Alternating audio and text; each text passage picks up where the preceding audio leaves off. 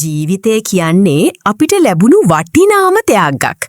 හැබැයි ගොඩක් අය ඒ වටිනාකම තේරුම් ගන්නේ ජීවිතේ අමාරු කාලයක් ආවමයි. සමහර වෙලාවට අපි හිතනවා අපි අසාර්ථකයි කියලා. අපිව කවුරුත් තේරුම් ගන්නේ නෑ කියලා. අපි ජීවිතේට තීරුමක් නෑ කියලා. ඒත් ඇත්තටම ඔයා මේ ලෝකෙට ආවේ හේතුවක් ඇතිව.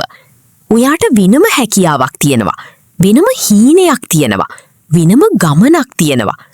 ජීවිතේදී කඩා වැටීම් එනවා, දුක එනවා, ප්‍රශ්න එනවා. සමහර අය අපිව අතහැරලා යනවා. සමහර වෙලාවට අපි ආදරය කරපු දේවල් නැති වෙලා යනවා. ඒ වෙලාවට ජීවිතේ ඉවරයි වගේ හිතෙනවා. හැබැයි මතක තියාගන්න වැටෙන හැම කෙනෙක්ම පරාජිතයෝ නෙවෙයි. නැවත නැගිටින කෙනා තමයි ඇත්තටම ශක්තිමත්. ගහක් ලොකු වෙන්න කලින් කුණාටුවලට මුහුණ දෙන්න වෙනවා වගේම ජීවිතේ ලොකු ජයග්‍රහණයක් ලබන්න කලින් අමාරු කාලවලින් යන්න වෙනවා. ඒ නිසා අද ඔයා අඬනවා නම් හෙට ඔයා ඒ දුක මතක් කරලා hina වෙයි. ජීවිතේ හැම අසාර්ථකත්වයක්ම ඔයාව ශක්තිමත් කරන පාඩමක්. ගොඩක් අය අනිත් අය එක්ක තමන්ව සසඳනවා.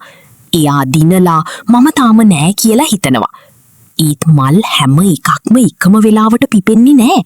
සමහර මල් ඉක්මනින් පිපෙනවා, සමහර මල් ටිකක් පරක්කු වෙලා පිපෙනවා. හැබැයි පිපෙන හැම මලක්ම ලස්සනයි. ඒ වගේම ඔයාගේ වෙලාවත් එනවා.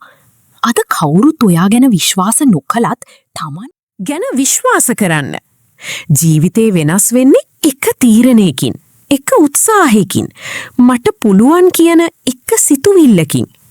ලෝකේ ලොකුම සාර්ථක මිනිස්සුත් එක දවසක අසාර්ථක වුණා.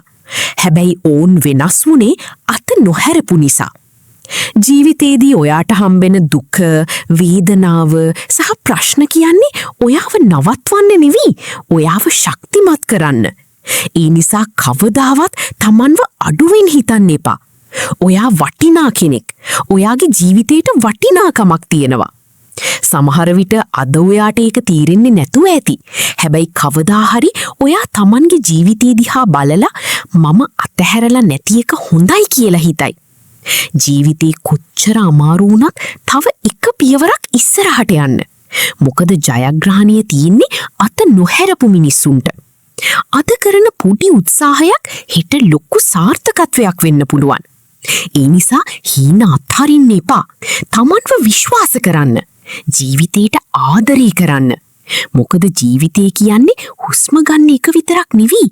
තමන්ගේ හීන වෙනුවෙන් නැගිටින එකයි.